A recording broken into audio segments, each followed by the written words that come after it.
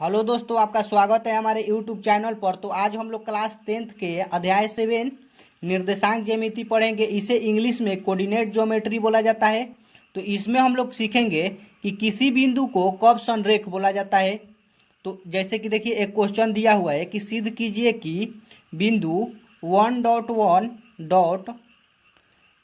-2.7 और 3 संरेख है या नहीं। तो हमें सिद्ध करना है, 3 बिंदु दिए हुए हैं और सिद्ध करना है कि यह संरेख है या नहीं। तो आपको पहले पता होना चाहिए कि संरेख किसे बोला जाता है।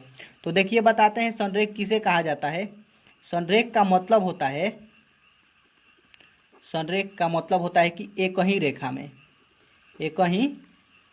रेखा में जब कोई बिंदु एक ही रेखा में रहेंगी तो उसे हम लोग बोलेंगे कि वह संरेख है। जैसे कि देखिए, यहाँ पर 3 बिंदु दी हुई है, तो यह तीनों बिंदु अगर एक ही रेखा में रहेगी तो हम लोग उसे क्या बोलेंगे कि वह तीनों बिंदु संरेख है। जैसे कि एक बिंदु मान लीजिए ए है, एक बिंदु बी है और एक सी है।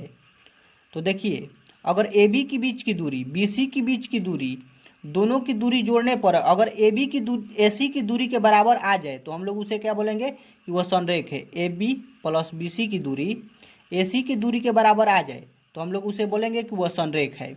या बी सी प्लस ए सी की दूरी ए बी की दूरी के अगर बराबर आ जाए तो हम तब भी बोलेंगे क्या है, संरेख है।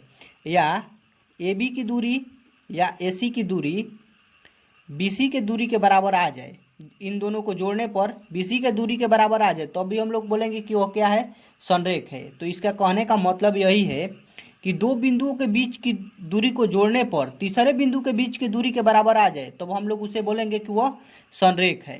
तो आपको इसे निकालने के लिए दूरी सूत्र मालूम होना चाहिए। तो हम यहाँ पर देखिए दूरी सूत्र लिख देते हैं। x2 - x1 का स्क्वायर प्लस y2 - y1 का स्क्वायर होता है, यही दूरी सूत्र होता है। अगर हम इसका वीडियो बनाए हुए हैं दूरी सूत्र कैसे निकलता है, इस पर एक एग्जाम्पल भी बताए हुए हैं। इस वीडियो के डिस्क्रिप्शन में लिंक डाल देंगे, आप जाकर देख लीजिएगा। तो चलिए इस क्वेश्चन को अब हम लोग हल करते हैं। तो देखिए, यहाँ पर लिखेंगे हल, पहले हल ही लिखते हैं।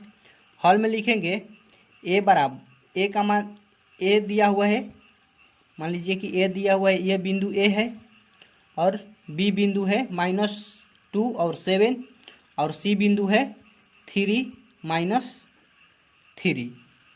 तो उसके बाद लिखेंगे दूरी सूत्र। दूरी सूत्र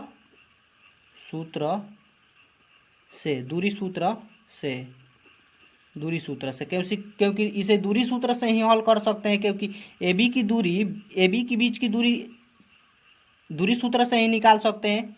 तब BC के बीच की दूरी निकालेंगे और तब AC के बीच की दूरी निकालेंगे और दो को जोड़ कर देखेंगे कि तीसरे के बीच की दूरी के बराबर आ रहा है या नहीं। अगर बराबर आएगा तो बोलेंगे कि वह संरेख है, और बराबर नहीं आएगा तो बोलेंगे नहीं कि वह संरेख नहीं है। तो हम लोग AB के बीच की दूरी निकालते हैं।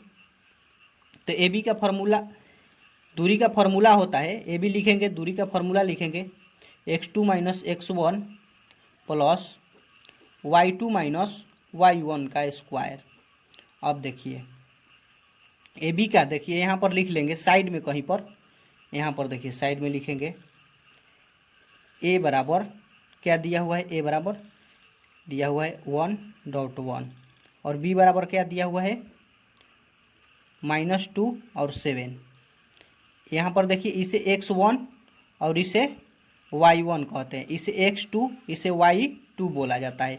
इसका मान इसमें रखेंगे और आंसर ला देंगे, ए बी का दूरी निकाल देंगे।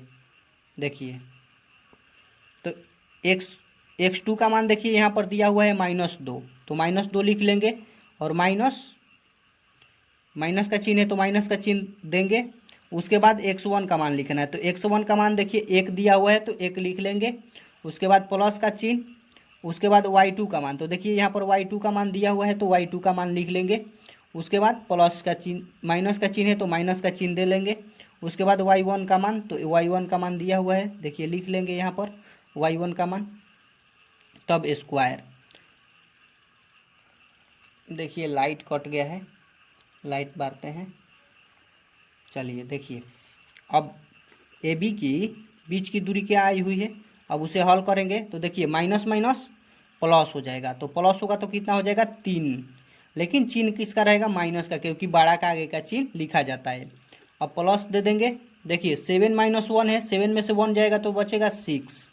अब इसे हल करेंगे तो ये देखिए 3 का स्क्वायर करेंगे तो 9 हो जाएगा, और 6 का स्क्वायर करेंगे तो 36 हो जाएगा, और रूट में है। अब देखिए इसे जोड़ेंगे तो कितना होगा 45।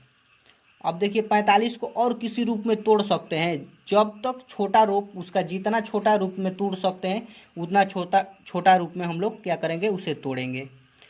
तो और छोटा रूप में तोड़ सकते हैं 9 × 5 में, क्योंकि 9×5 = 45 होता है, तो 9 बाहर आ जाएगा, क्योंकि 3 का स्क्वायर होता है 9, और 5 अंदर रह जाएगा। तो ए बी के बीच की दूरी निकल चुका है। अब हम लोग बी सी के बीच की दूरी निकालेंगे, यहाँ पर बी सी लिखेंगे। अब सूत्र लिख लेंगे दूरी का, x2 - x1 का स्क्वायर प्लस y2 - y1 का स्क्वायर। उसके बाद यहाँ पर लिखेंगे b का मान, देखिए b का मान दिया हुआ है -2 और 7, और c का मान दिया हुआ है 3 डॉट -3। यहाँ पर देखिए x1 का मान ये हो जाएगा और y1 का मान ये हो जाएगा, x2 का मान ये होगा और y2 का मान ये हो जाएगा। तो इसमें रखेंगे अब, तो देखिए रखते हैं, x2 का मान पहले रखना है, तो देखिए x2 का मान 3 दिया हुआ है तो रख लेंगे। उसके बाद माइनस का चिन्ह, x1 का मान दिया हुआ है माइनस, तो यहाँ पर प्लस हो जाएगा, डायरेक्ट प्लस कर दे रहे हैं क्योंकि माइनस माइनस प्लस होगा। अब देखिए y2 का मान दिया हुआ है -3, तो -3 लिख लेंगे। उसके बाद देखिए y1 का मान दिया हुआ है 7, तो 7 भी लिख लेंगे, -7 का स्क्वायर। उसके बाद BC का मान अब हल करेंगे इसे, तो देखिए हल करते हैं, तो देखिए 3 + 2 कितना हो जाएगा 5 का स्क्वायर हो जाएगा, प्लस माइनस माइनस प्लस कितना हो जाएगा 10 का स्क्वायर हो जाएगा। अब इसको हल करेंगे तो हम लोग क्या होगा 5 × 5 = 25 प्लस 10 का स्क्वायर कितना होता है 100 हो जाएगा। यहाँ पर देखिए बड़ा का आगे का चिन्ह रहेगा तो माइनस का चिन्ह रहेगा, लेकिन प्लस का चिन्ह हो जाएगा।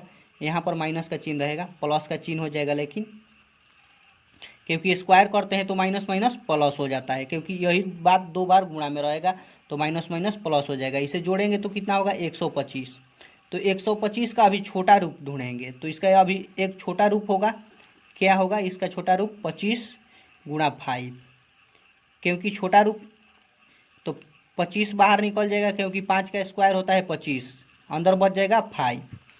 अब देखिए AC का मान निकालते हैं, AC का मान निकालेंगे, सूत्र लिखेंगे उसी तरह, x2 - x1 का स्क्वायर प्लस y2 - y1 का स्क्वायर बराबर।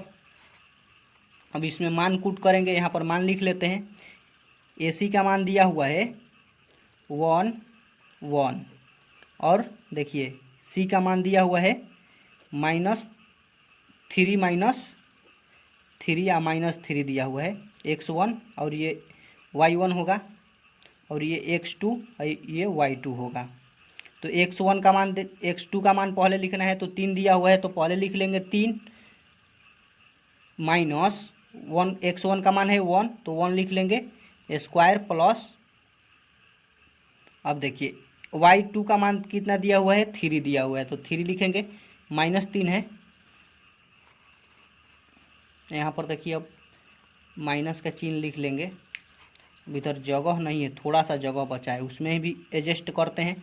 y1 का मान दिया हुआ है 1 लिख लेंगे, आपको दिखाई दे रहा होगा कि यहाँ पर स्क्वायर लिखे हुए हैं, ये 1 है।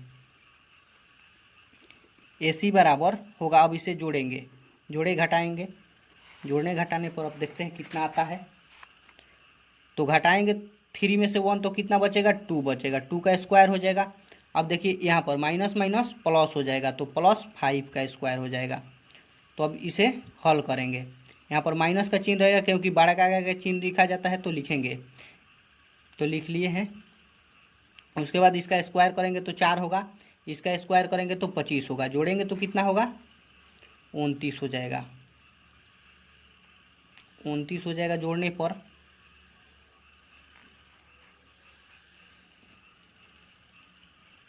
देखिए दोस्तों, थोड़ा सा गलती यहाँ पर हो गया है। देखिए यहाँ पर माइनस माइनस प्लस होगा, अब जोड़ने पर यहाँ पर सिर्फ कितना आएगा, 4 आएगा, -4 आएगा।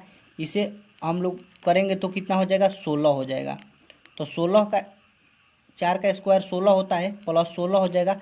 इसे जोड़ेंगे तो कितना आएगा, 20 आएगा। तो अब इसका छोटा रूप क्या कर सकते हैं, अब AC का और छोटा रूप करेंगे तो AC का छोटा रूप क्या हो सकता है, तो इसे लिख सकते हैं 4 पचे 20, 4 गुणा 5 में। तो 4 का स्क्वायर होता है, 2 का स्क्वायर 4 होता है, 2 बाहर आ जाएगा और अंदर 5 बच जाएगा। तो अब देखिए तीनों का मान निकाल चुके हैं। ये AC का मान निकला हुआ है, यहाँ पर देखिए BC का मान निकाले हुए हैं, यहाँ पर AB का मान निकाले हुए हैं। तो तीनों का मान यहाँ पर हम लिख लेते हैं, क्योंकि जोड़ने में हम लोगों को कोई प्रॉब्लम नहीं होना चाहिए। इस पर जोड़कर आपको दिखा देते हैं। AB का मान दिया हुआ है 3 5 दिया हुआ है, 3√5 दिया हुआ है।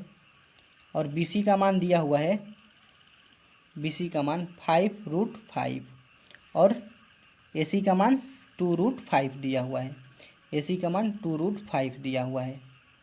तो अब यहाँ पर लिखेंगे, देखिए ये बड़ा है तो जाहिर से बात है ये दोनों छोटे हैं, तो जोड़ कर देखते हैं। तो 3 2 कितना हो जाएगा, 5 इसके बराबर आ जा रहा है। तो लिखेंगे संरेख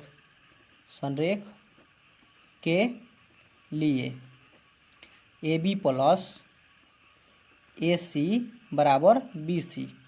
आपको बताएं कि दो बिंदुओं के बीच की दूरी तीसरे बिंदु के बीच के दूरी के बराबर आना चाहिए। तो हम लोग जोड़ेंगे, AB का मान दिया हुआ है 3√5 प्लस AC का मान दिया हुआ है 2√5 बराबर BC का मान कितना दिया हुआ है, 5√5। अब इसे जोड़ेंगे तो 5√5 हो जाएगा, बराबर में 5√5 आ गया है।